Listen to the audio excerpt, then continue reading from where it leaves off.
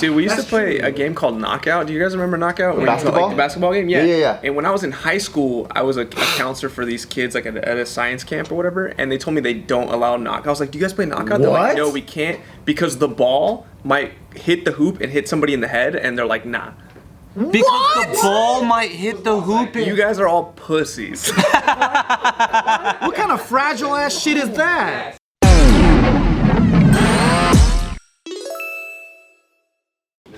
What is a Do you guys know what this place is? It's in Vietnam. Oh yeah, it's the fucking train that goes all the way in that little alley and shit. What? It's a good it's like it's tight space, dude. Tight, yeah. I think it's in Hanoi or something. Yeah, it's in Hanoi. Yeah. Oh, cause I've never been to Hanoi. So this is called Train Street, and this is in Hanoi, Vietnam. It's so close. You're like this fucking close. It's super popular for having like the train go like centimeters away from the buildings and the people. So then the people that lived along that track started opening up cafes and stuff, and it's a huge tourist attraction. Like cool. Yeah, people love. So it just made it more dangerous. Close to get hit by a train. Exactly, and people do get hit, especially tourists. Cause they stupid. Yeah, and it's certain times they had like closed it off to tourists because they just kept fucking up and like taking dumb photos on their tracks. But now it is for real shut down. Oh no, because too many people. Yeah. It's just not only that, but like a few years ago they did shut it down because of how dangerous it was getting. But the difference with now is that they have revoked all of the cafes' licenses along the area, so now there's no reason to be there. Like even the locals can't have businesses next to it anymore, which sucks. Wow. But do people just go to look at it? Because that was what the whole attraction was. You can go to look at it, but you know what people really loved doing was these like railside. Oh shit! Fuck it, railside cafes. Like that was like the cool thing. That's tight. You get you get to eat some pho when a train's going. Like 2 inches away from your face, you're like, oh my god, fucking shit. No nose. Yeah, and it was like super popular because I don't think there's a lot of places that you can really do that. And only in Asia, dude. Yeah, and culture-wise, it's cool enough just to watch the locals in that area because they'll be doing shit on the tracks and everything, and when they know the train's coming, without even like really thinking, they just move, and then they're just back to what they're doing because they're so used to it. That's their daily life. Like, damn, so it was so close you had to like back up a little bit to even continue washing your clothes or something? Yeah, if you didn't make it into your house, you had to hug the wall like this, and the train would just go. And it was just like mad normal to them. But because like... And it got so popular and touristy that we just shut it down. Well, what happened is like, it was popular and then pandemic happened and there were no tourists. So the cafes kind of closed a little bit because there was no one going there. And then once travel opened up again, there was just such a huge influx of just idiots. That's true because those videos came out during lockdown. Mm-hmm. It went viral during lockdown, so I think people were like, yeah. When the fucking borders open, I'm so going to travel and find myself. Yeah. I'm going to Vietnam to get railed. Yeah. That's very good. I respect that. That's a good one. But the sucky thing is that for the locals and the people that own those coffee shops, they were given days notice. So like... That it was just going to shut down? Or that they had to move out or something like Well, they just can't be a cafe anymore. Like imagine that. Like that's the part of communism that makes me sad. That's the part. That's the part where they could just be like, "Hey, no more."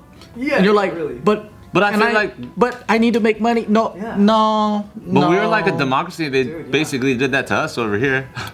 They did. You're right. You're right. Small businesses, they all like. That's true. Gyms, dance studios. No, you're last. Yeah. Oh, you're not social distancing. No more. Yeah. But at least you could go to Florida and start a Kinja's studio during the pandemic, and they would have been like, "It's okay." Woulda, shoulda, coulda. Talking shit to myself. Damn it. So that's so they put barricades around it. So now if you go there, you can't even. It looked like on video you couldn't even stand at the barricade and take a photo of the track, like because there's guards there at all times, and they're just like. How many people died like a year? I don't know if people died. No, they. It does happen that people get hit, and after they had closed it, a guy got in there anyway and got hit.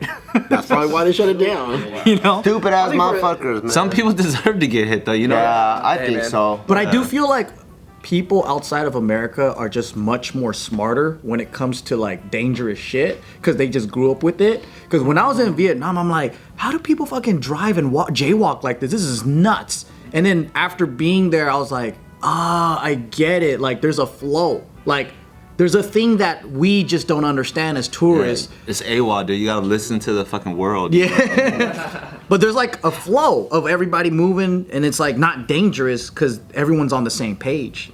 Because it becomes normal. yeah. You know, I think living in the United States, everyone's got lawyers. Everyone doesn't want to get sued, and then if there's not this problem, it's another problem. I think we hear so many problems in the news that everything makes us like, Like the parks, they're getting less and less fun because the cities keep getting sued. Or like, there's just all this fun shit that keeps get taken away. Remember when you think back to like the playgrounds and how they looked when you were a kid, and When there was sand in them and shit. and they had those weird rocket ship things that you could climb up that were like 50 feet tall. Or the metal monkey bars that would burn when it was summer heat and stuff like that. Dude, we used to play a game called Knockout. Do you guys remember Knockout? Where you put, Basketball? like, the basketball game? Yeah. Yeah. And when I was in high school, I was a counselor for these kids, like at a science camp or whatever, and they told me they don't allow knockout. I was like, do you guys play knockout? They're like, no, we can't, because the ball might hit the hoop and hit somebody in the head, and they're like, nah. Because the ball might hit the hoop. You guys are all pussies. What kind of fragile ass shit is that? So they took knockout out. Knockout was the shit. So what Yeah, I do they do love now? Force? knockout. They just like stand with the ball and everyone just looks at it. I can understand them rephrasing the name. Knockout maybe seems a little conducive. Nah, that's pussy shit too. Nah, get that dude, pussy shit knockout's out. not that bad. It's called compromise, Bart. Nah, fuck that. Knockout. Like keep the game but change the branding. Yeah, I don't know, just like Rainbow Bounce or something like that. Rainbow And they bounce. guarantee the game stays in. Oh my god. Yeah, so they took knockout out, man. Can't play tag. Tag on jungle.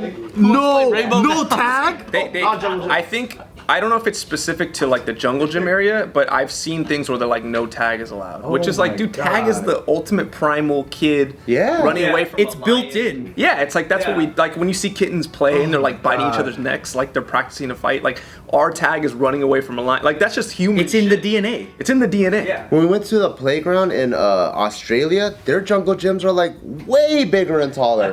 And it's just like if you They live in the jungle. have common sense, then you won't fucking fall on your face, you dumb fuck. But then over here, man. It's just because if you fall, get hurt, you're suing the city. Yeah, that's the thing, But man. you shouldn't be able to sue the city for falling We're on too a jungle sue gym. happy. There's way too many. Yeah. These lawyers find a way to sue everybody. Dude. So I have a friend who works, she was doing a paralegal for the city of LA, and the amount of shit that comes in for the dumbest stuff that people are suing the city for, she is like, you're an idiot if you don't sue the city. Really? What should I sue for? Anything. I mean, this is fucking, this is not good advice because don't actually do this, but He told you you can't. she's telling me, This is not legal advice. this is my insider info from someone who's processing this paperwork. Yeah. The amount of times people slip or say they slipped on a crack on a raised sidewalk, Which is tons. which is tons, all the time. And she says every time the city will pay out. How much do you make? Like, can you make an income up? You could be like, I slipped and fell, and now I need $2 million. It depends on what the injury is. Dude, I stumble all the time, and emotionally, I'm very embarrassed. How much can I be compensated? emotions. My pride. There was 40 hot girls around during that day, and I fucking shat myself right after I fell off a Lime scooter. What a lot of people are doing, and the city has no way of like fucking proving you wrong in this. Let's say you fucking tore your ACL doing some other shit. Yeah. So then you just find the nearest crack on the sidewalk that's raised, and you just take a spill. Make sure there's no cameras. Right. But make sure you take a photo of yourself. For the gram. How legally is the city liable for that? Like, I really want to know. How does a judge not go, dude, you are a bitch? I think that it might not even get to a judge though. It might just get into like a quick settlement slush fund type thing with taxpayer dollars, you know? It doesn't, dude. There are so many citizens that are just robbing the city in this exact way, and it just quietly that money just disappears out. Did your friend tell you like minimum amounts? There's probably like an amount where they're like, if they're suing for under like, let's say $50,000, just give it to them. But if it's over that, then they have to challenge it or throw it out or whatever. All I know is that she'll do like tons of processing per day. She very rarely sees something not get paid. I wonder if the same fucker keeps doing it every month. Did she tell you like what's the top dollar like that she's No, gonna she check didn't out tell to? me that. She just knows the top clients, the same people that go to every corner of the fucking city and trip all the time. But also, you could do property damage where if you were driving your car and you hit a pothole, like they're never gonna fix a pothole that someone doesn't sue over, if that makes sense. That's the only reason to fix it, right? So if somebody's constantly suing, or there's people constantly suing over the same pothole that they keep driving over it and their fucking alignment goes off, then they're gonna go, okay, it's time to fix a pothole. We've paid out this many people. But if it never happens, they never fix it. Better call Saul. I did crack a rim over a pothole. See, that's the time that like, cause But I didn't know I could sue. It's because we don't fucking try to milk the government. Yeah. Exactly. We're just not those types of people. But if you're willing to go through the trouble and the fucking calls and the paperwork, once it gets to her desk, it's just a check mark. Dude. It's some bullshit, bro. That's insane, dude. Sue your city.